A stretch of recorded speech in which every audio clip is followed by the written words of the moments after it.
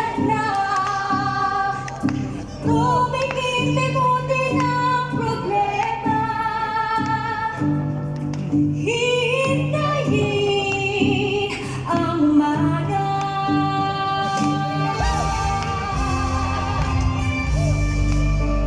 Napahinga, panaginip ang ikaliligaya. Darating ang umaga. Basta tayo'y magkasama, laging mayroong umaga. Kahit ganda pagsikat ng araw, may dalang liwanag sa ating pangarap. Hahati natin,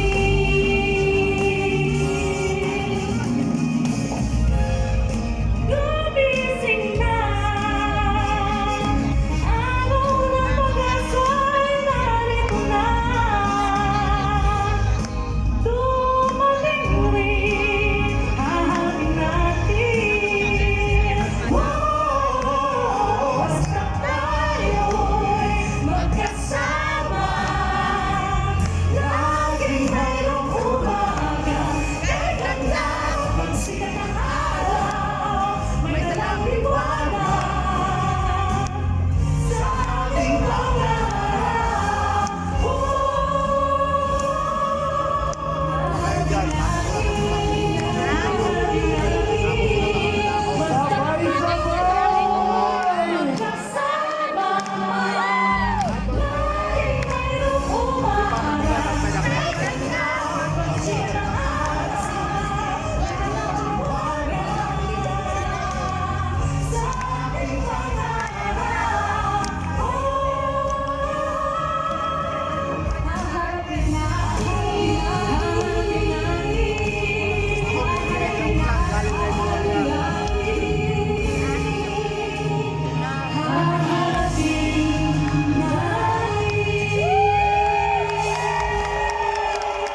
Maraming salamat, Carla Loriano, Clang Cruz Morales, at Ofelia Sinon. Thank you! Upang ipakilala ang ating panauhing pandangal, ang kalihim mula sa kagawaran ng pananalapi, Secretary Benjamin Jokno.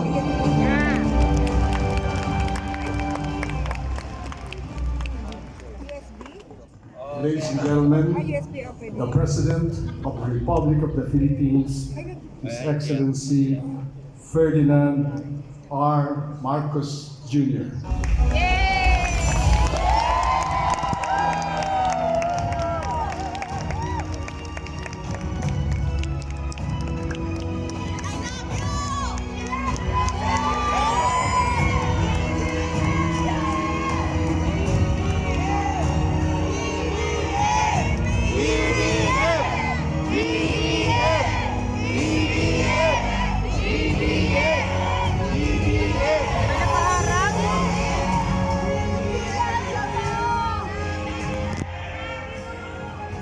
Maraming salamat sa ating Secretary of Finance.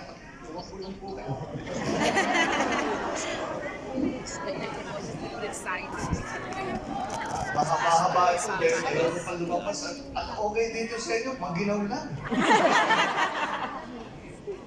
So, papasalamat ako sa ating Secretary of Finance, Secretary Ben Jokno.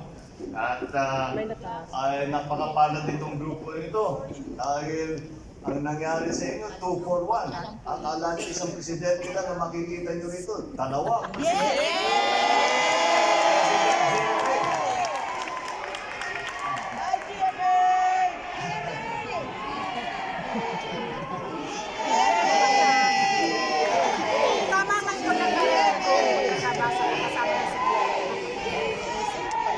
At ang ating Speaker of the House of Representatives, si Speaker Martin Romualdez. Andito rin po, nakasama natin ang ating Secretary ng DICT sa iyong namamahala sa lahat ng tungkol sa digitalization dito sa atin dito sa Pilipinas. Ang ating kalihim, Secretary Ivan Uy. Ito siguro, kilala na ninyo, pero bago ngayon ang kanyang posisyon, ang namumuno ng pinakabago na departamento sa pamahalaan ng Pilipinas, ang Department of Migrant Workers, ang ating dating kasama at kaibigan, si Secretary Toots Ople.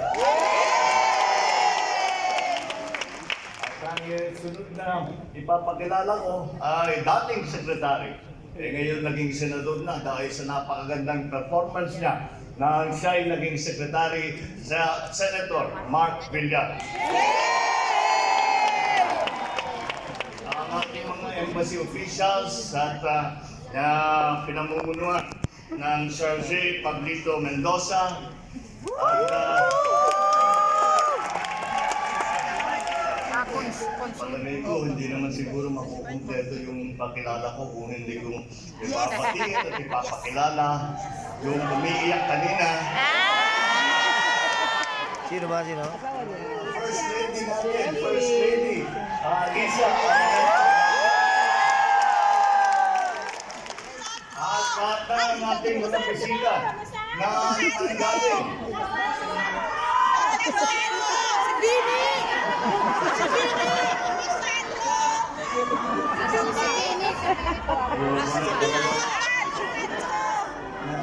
Nagseselos na ako sa bata niya. Kahit saan ako pumunta ng rally, nakikita naman ninyo siguro nagla-livestream kayo. Nakikita naman ninyo. Siyempre, excited ako pag pumapasok ako, nakita ko ng tao, nagsisigawan. Tapos, mamaya ng konti, wala pang 5 minutes, lalabas na yung mga placard. Nasaan si Sandro? Sandro, anakan mo ko. Pero okay lang. Kaya sinasabi kasi, ang payo sa akin ng aking magulang, huwag kang aakit ng entablado na may kasama kang mas magandang lalaki sa'yo. Kaya di ko na sinabi si Sandro. Ay lahat ng aking minamahal na kababayan na kung saan ay nalaman ko nga at hindi lang Brussels ang pinanggalingan nito lahat. Kung hindi sa lahat ng mga karating bansa, meron tayong representative dito. At ako'y natutuwa naman at ay talagang nakakataba ng puso na malaman na pupuntahan nyo ako dito kahit na malayo ang pinanggalingan nyo at para makapag-sama, para tayo magsama rito kahit sandali. Maraming salamat.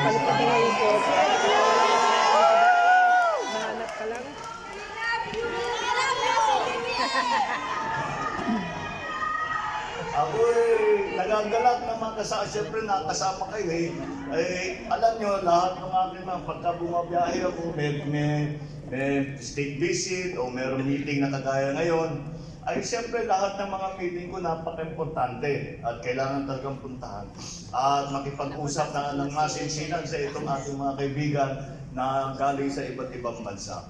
Ngunit sa lahat ng bisita ko, siyempre kahit saan man, ang pinakamasaya na aking pinupuntahan ay kayo, aking mga kababayan. Makita kayo. Alam niyo po, itong ginawa namin, dahil po nung kampanya, sinasabi nga namin, kapag nung pinaplano-plano pa namin itong mga programang ganito, ay sinasabi namin, paano gagawin natin? Kako, ito yung mga nagpanalo sa atin, hindi man natin narinig yung panya. At hindi pa kabiyahe doon, hindi tayo makaalis ng Pilipinas, dahil alala pa naman ninyo, mahigpit pa yung pandemic, wala pang makabiyahe masyado. Kaya sabi ko, ngayon na kaya na natin magbiyahe at kaya na natin silang puntahan, bigyan naman natin sila, makatikim naman sila kung paano yung kampanya natin. Kung paano yung mga rally natin. Pati na kasama na rin yung paghahanap kay Sandro. Yun, parang sa rally. Kaya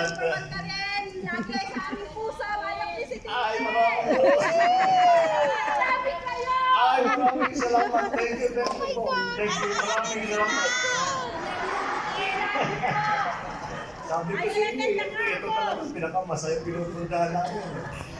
Dahil mas masaya sa lahat ang mga Pinoy na makita. Lalo-lalo na kayo, yung matagal na nagtatrabaho sa labas, nagtatrabaho sa abroad, ay mabuti naman at makabati lang naman kami. At babatiin namin kayo sa lahat ng inyong ginagawa na itinutulong ang Pilipinas. At bukod pa ron, ay kayo ay ang nagpapatining at nagpapaganda ng reputasyon ng Pilipino, ng Pilipinas dahil sa inyong magandang trabaho. Kinahahangaan kayo ng mga lokal. Lahat ng mga katrabaho ninyo, lahat ng mga nakilala ninyo, sinasabi lahat ang galing talaga ng Pilipino.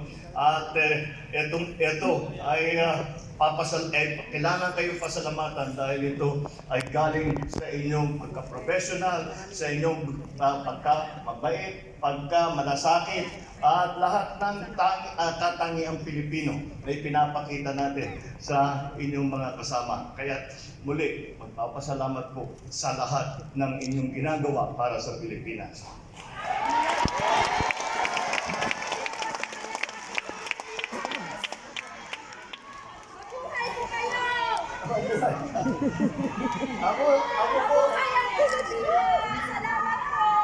Ako po ay naririto upang lalahok sa commemorative summit ng ASEAN at EU. At ang summit nito ay isang paraan para mapaalam sa lahat ang magandang dialogue relations natin na ginagawa sa larangan ng ekonomiya, politika, sa seguridad, pati na rin sa larangan ng kultura at development cooperation kung tawagin. Siyempre, hindi makukumpleto ang aking pagtungo dito sa Belgium kung hindi ko kayo makapiling kahit na sandali lang. Kaya sinasagawa namin yung aming schedule. Sabi ko, sa unang pagkakataon, kailangan ay makapiling na natin ang PhilCom ng Kingdom of Belgium na nasabi sa akin ay humigit kumulang 5,600. Yes. Ngunit itong PhilCom na ito hindi lamang nagbago. Dahil sa umpisa, plano talaga yung nandito sa Brussels, yung nandito sa Belgium. At ngunit dumami ang nagpunta. Yung iba nga sa inyo kung saan sa pananggaling, kaya naiba na itong ating campaign rally at PhilCom meeting. Kaya nakakatabangan ng puso na makita ko kayong lahat. Yung kaya nga yung mga PhilCom na nandito ay nagdahe pa mula sa iba't ibang bansa tulad ng Luxembourg, ng Netherlands, France, Germany, France, Germany, Switzerland, Italy, Poland! Austria! Poland! From Poland! Germany! Germany, Yes! Poland! Bicol! Bicol! Bicol! ingat lang kayo, baka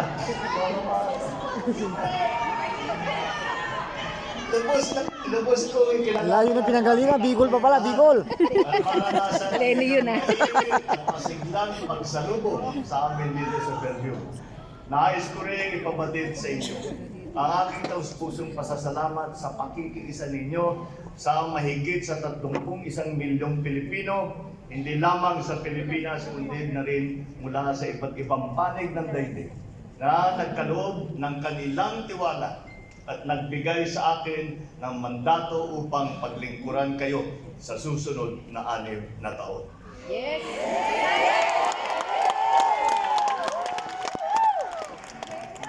Lagi kong sinasabi, ang salita lamang na pasasalamat ay parang ang pakiramdam ko ay laging kulang sa inyong ginawa at sa aking nararamdamang pasasalamat sa inyo.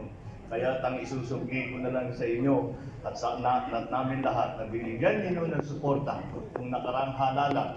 At ang ay maisusubli ko lang sa inyo na ipapagpatuloy natin, ay ipapaganda natin ng gusto ang buhay ng bawat Pilipino at ng Pilipinas. Kaya sana naman dumating ang panahon at ito yung ating pangarap na wala nang kailangan umalis ng Pilipinas dahil walang mahanap na trabaho sa Pilipinas.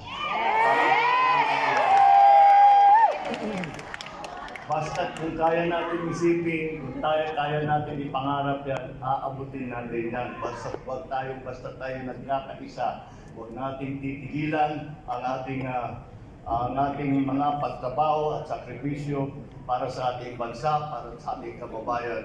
Lahat ng pangarap ay maaaring makamtan. So as I noted earlier, my main purpose here is to attend the ASEAN-EU Commemorative Summit to reaffirm our solidarity with our ASEAN colleagues and that of our regional and dialogue partners in Europe on the need for us to work together to face the numerous political, economic, and social challenges of a post-COVID world. Ang ASEAN at ang EU ay dalawa sa pangunahing regional organization sa mundo na ang hangad ay ipatupad ang kalayaan, seguridad, katatagan at paglago ng ekonomiya ng Southeast Asia, ng Europa at ng buong mundo. Ang mga organisasyon na ito ay handa ring tugunan ang mga pandaigdigang hamon dulot ng climate change at ang pagsulong ng panuntunan ng batas o rule of law sa mga bansa. In this visit, I will have a royal audience with King Philippe, and I will be happy to share with him that the Philippines and Belgium have just commemorated 76 years of bilateral relationships this year. Our relations remain strong and vibrant at malaki po ang itinulong ninyo dyan. Kaya maganda ang sa atin, maganda ang paningin sa atin ng lahat ng Belgium, lahat ng Poland, Italy, Germany ay dahil nga sa inyong magandang trabaho na ipinakita at ang ugaling pinakita na ninyo sa inyong mga naging kaibigan dito. Kaya matibay ang ating pagsasama sa ating mga iba't ibang partner na bansa.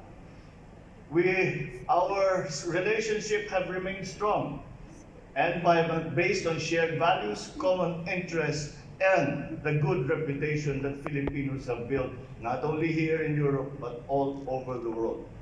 It will also be an opportunity to convey to the King that the Philippines intends to pursue a strategic partnership with Belgium in various fields. And to this end, we look forward to signing a Philippines-Belgium joint plan of action for 2023 to 27 that could further enhance bilateral cooperation, allow our two countries to discuss regional and global issues of mutual concern.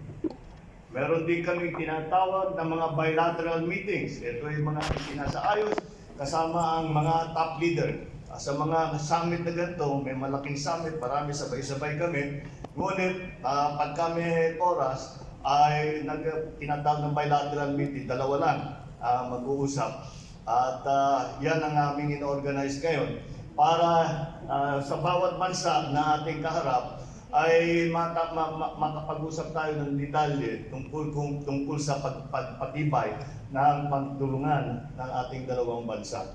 We do this with the leaders of several EU countries and institutions with the aim of further enhancing bilateral relations and bringing more investments to the country. Bukod sa summit, meron tayo mga tinatawag na roundtable discussion kung saan inimbitahan natin ang mga iba't ibang korporasyon na interesado na makapag-invest sa Pilipinas. Kakausapin natin, magpapaliwanag tayo kung ano yung nandiyan sa Pilipinas, kung ano yung ating ginagawa, ano ang mga polisiya natin sa Pilipinas, lahat yan. At itatanong din natin sa kanila kung ano yung kanilang pangangailangan para naman maging mas maganda ang takbo ng partnership natin sa kanila sa Pilipinas. So without a doubt, our ties with Belgium continue to flourish. Not only because of G2G or government-to-government contracts, but because of the strong interpersonal linkages of the Filipino community with Belgians and other expatriates, whether through employment or marriage and family ties. Truly, you all deserve to be recognized because your interaction with them has enriched our relations. The world is slowly recovering from COVID. Pandemic has made a deep and indelible impact in our society, our economies, our health, and our everyday lives.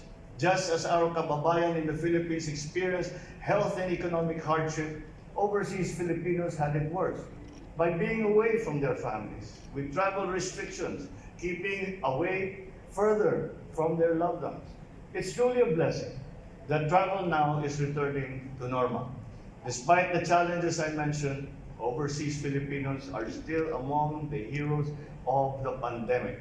Many of you are frontline medical workers or caregivers that look after the sick, the old, and the vulnerable. Sino dito ang caregiver? Sino ang mga frontliner dito natin? Ayan.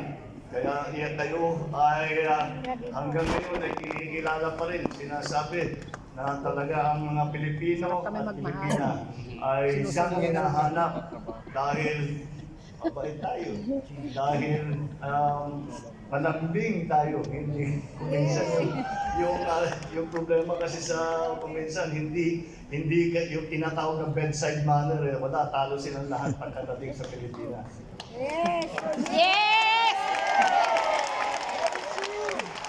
Some of you were also frontline store workers, making sure that the basic needs were available to everyone. Most especially, I know that even during the pandemic, you have continued to send the remittances of your hard work selflessly, keeping your family secure and our economy afloat. Sa kabila ng paghihirap na dulot ng pandemya, ang inyong pagbabayanihan, tulungan, at malasakit sa kapwa-tao ang isang laging nananaig. It is your compassion, and because of this, you have woven yourself into the very fabric of European society, Belgian society. And though we speak different languages, although palagay ko, marami na rin marunong mag-parlez-vous français dito sa... Try us! Merci beaucoup. Inaral ko yan sa eskwela pero walang dumikit eh. So, although we speak different languages and follow varied belief systems, we have different types of government. We have different tastes in all kinds of things. The Filipino community organizations here in Europe continue to maintain deep and growing friendships with people of different nations. Filipinos in this part of the world will continue to be highly regarded because of your jolly and high-spirited manner, your hard work, your dedication, and what you do. Of course, perhaps even more importantly, your generosity, your compassion, and your kindness. Yay! Ngayon, ganyan na ang pagkakilala sa Pilipino. Inspired by your dedication and hard work to ensure that all your sacrifices will not come to nothing, this administration has embarked on an 8-point socioeconomic program that aims to effectively respond to the risks brought about by an unpredictable global political economy, provide enough safety nets to cushion our vulnerability to shocks, and steer our economy back to its pre-pandemic high-growth trajectory. The 8-point program is divided into short-term goals, which will protect the purchasing power of the peso and minimize socioeconomic hardships by ensuring food security, reducing transport and logistic costs, reducing energy costs to families. We will ensure that these short-term goals will follow sound macroeconomic fundamentals by enhancing the efficiency of the bureaucracy and sound fiscal management. And as the pandemic accelerated the digital transformation of the economy, we have dedicated our efforts to support a resilient and innovative financial sector. For the medium-term goals, the 8-point program will continue to create jobs by promoting trade and investment, improving infrastructure, and achieving energy security. We aim to create not just jobs, but quality jobs. Hindi yung pangkaraniwan lamang na trabaho na maaaring may mga casual lang lahat, maaaring mawala sa trabaho, walang benefits, lahat yan. Yan ang kailangan natin pantan. Na mailagay natin ang ating mga unemployed, mailagay natin sila sa magandang trabaho. Yung trabaho na mukha naman may kinabukasan. This will increase the Filipinos' employability, encourage more research and development, we will innovate, we will also create green jobs, which will support both the green and the blue economy. Yan pong green economy ay dahil tinitingnan po natin yung climate change, kung paano gagawin ng Pilipinas para tulungan ang buong mundo na mabawasan ang mga nararamdaman natin dahil sa climate change. Yung pong blue economy ay pagandahin naman natin ang ating mga dagat. Dahil maraming ipinapasura sa dagat, maraming nang sinisira, overfishing, lahat yan. Lalong-lalo na sa Pilipinas, 7,000 islands tayo, napakahalaga itong mga bagay na ito. Para naman ang ating mga mangingisda, ang ating mga naghihirap ay tuloy-tuloy ang kanilang kabuhayan, tuloy-tuloy ang kanilang hanap buhay na pangingisda, na malaki naman, na maganda naman ang kinikita. So we need to focus on sustainable use of marine resources and establishing livable and sustainable communities. To foster continued stability, we will continue to uphold public order and safety, work towards enhancing peace and security within our national territory in the region. And in the wider global community, we will also strive towards strengthening market competition by reducing barriers to market entry and limits to entrepreneurship. Ano kaya ang magiging benepisyo nitong 8-point program para sa inyo na nandito sa Belgium at sa Europa? I'm aware that Filipinos primarily venture abroad because of the lack of opportunities back home. Yeah. With the new socio-economic agenda, we will strengthen our economic institutions and create more jobs that are both sustainable and in line with labor standards worldwide. We will provide more equal and sustained access to local markets so that those who wish to engage in business will be amply supported. One day, you will no longer be driven by the lack of opportunities in choosing to go abroad. Talagang sinasabi namin na ang pagpunta ng Pilipino mag-abroad para magtrabaho ay hindi dahil napilitan. Ang pagpunta ng Pinoy sa baka sana darating ang araw na ang pagpunta ng Pilipino sa abroad ay dahil may mas magandang pwesto lang, hindi dahil napilitan. But if you still decide to go abroad, it is of course a free choice. It will be because your expertise is needed, because for your own professional growth or development. And with the combined expertise of the Department of Migrant Workers and the Department of Foreign Affairs, working in tandem with our embassies and consulates general abroad, if any Filipino chooses to go abroad, anywhere abroad, your government will have your back. Mga kababayan ko, inihikayat ko kayo na tumulong sa pagpaunlad sa Pilipinas gamit ang inyong malalim at makabuluhang pagkikipagkaibigan at pagkikipagbayanihan sa Europa. Imbitahin ninyo ang inyong mga kaibigan at ang kanilang mga kasamahan na pumunta at bumisita sa ating bansa upang maramdaman nila ang sikat na Filipino hospitality that they are already experiencing through you. Yung iniimbita niyo sa mga potluck, yan, alam na nila. Encourage them to taste our food, witness creativity, enjoy and experience our culture.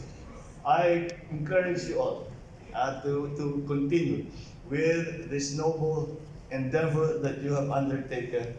And kahit sa inyong pag-iisip, ginawa nyo lang ito upang tulungan ang inyong pamilya, tulungan ang inyong community, ang inyong mga mahal sa buhay, dapat malaman din ninyo na ito'y tumutulong sa bawat Pilipino at sa buong bansa. So, let us remain united with your government as we bring meaningful change to millions of our kababayans back home. Sama-sama po tayo babangon muli. Mabuhay po ang Pilipino! Mabuhay kayong lahat! Maraming salamat! Magandang, ibang tawag dito ha? Ano gabi? Gabi! Magandang gabi at isasama ko na rin ang pagbabati ng delegasyon ninyo ng Pilipinas. Maligayang Pasko po sa inyo. Happy New Year! Happy New Year!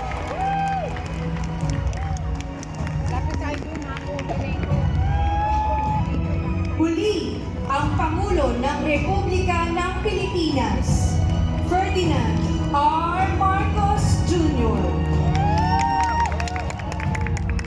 At ngayon naman po, iwagayway ang bandila at taas noong awitin, ang Ako ay Pilipino. Yes, yes.